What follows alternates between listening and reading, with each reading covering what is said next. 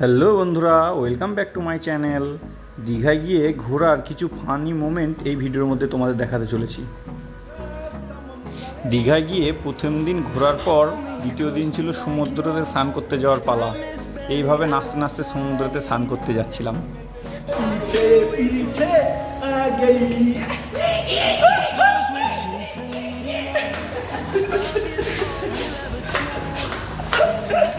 যেহেতু হোটেলটা সমুদ্রের পাশেই ছিল, তাই আমরা হেঁটে হেঁটে সমুদ্রের দিকে রওনা দিলাম।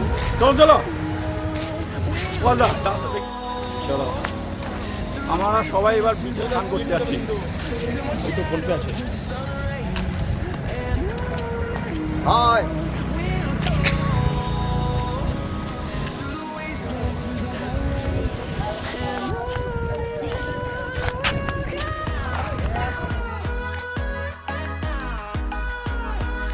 হোটেল থেকে বেরোতেই সমুদ্রে পৌঁছে গেলাম, আর সমুদ্রে দেখলাম খুবই ভিড়, কিন্তু সমুদ্রের সুন্দর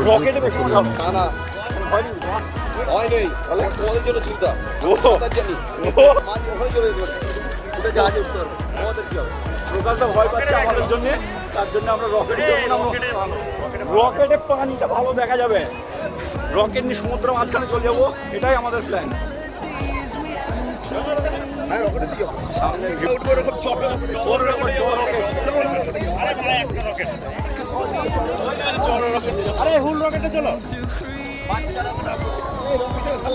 রকেটে বেশি মজা আসবে। ঠিক হলো, ওখানে সমুদ্রের মাঝখানে যাওয়ার জন্য নৌকায় চড়বো।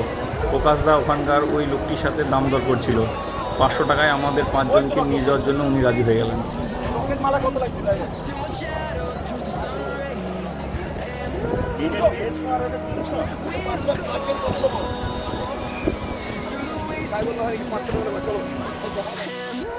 এগুলোতে বিষ আছে ভাই, বিষ কিন্তু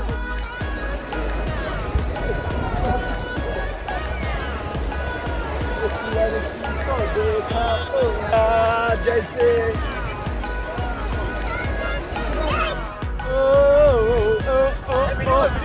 ভিডিও চলছে আমাদের।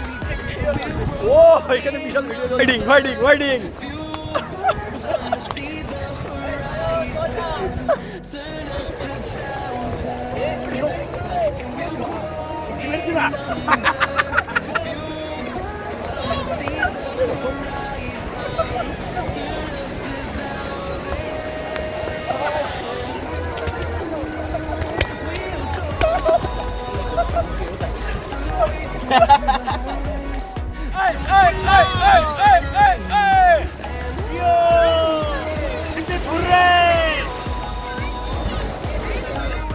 আচ্ছা, আমরা শ্রীলঙ্কায় আসছি, আমরা একটা জয় করতে এসেছি, ঠিক আছে, সমুদ্র জয়। আমাদের সমুদ্র জয় মোটামুটি কমপ্লিট। আমরা এবার বাংলাদেশের উদ্দেশ্যে যাব, বাংলাদেশের উদ্দেশ্যে। হ্যাঁ, এবার আমরা সমুদ্রের মধ্যে স্ট্রাইক করছি, ছাত্র পিটাতে যাব বাংলাদেশে। সমুদ্রের পুরো মাঝখানে আছি। ও চারিদিকে সমুদ্র। মেজদা পোস্ট দাঁড়িয়ে আছে ছবি তোলার জন্য। এখন অবধি ছবি তোলা।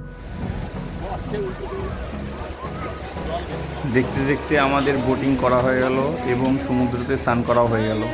এবার আস্তে আস্তে আমরা হোটেলের উদ্দেশ্যে হাঁটাচড়ি দিলাম। তারপর আমরা হোটেলে পৌঁছেও সুইমিং পুলে 1-2 ঘন্টা স্নান করেছিলাম। এভাবে আমাদের সমুদ্র স্নান কমপ্লিট হয়ে গেল।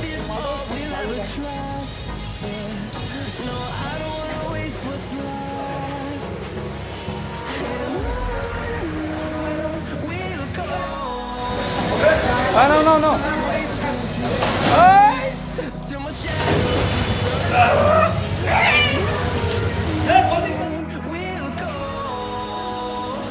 বন্ধুরা, আমার ভিডিও তোমাদের ভালো লেগে থাকলে লাইক, কমেন্ট এবং সাবস্ক্রাইব করে আমার চ্যানেলে জুড়ে থাকুন পরবর্তী ভিডিও দেখার জন্য।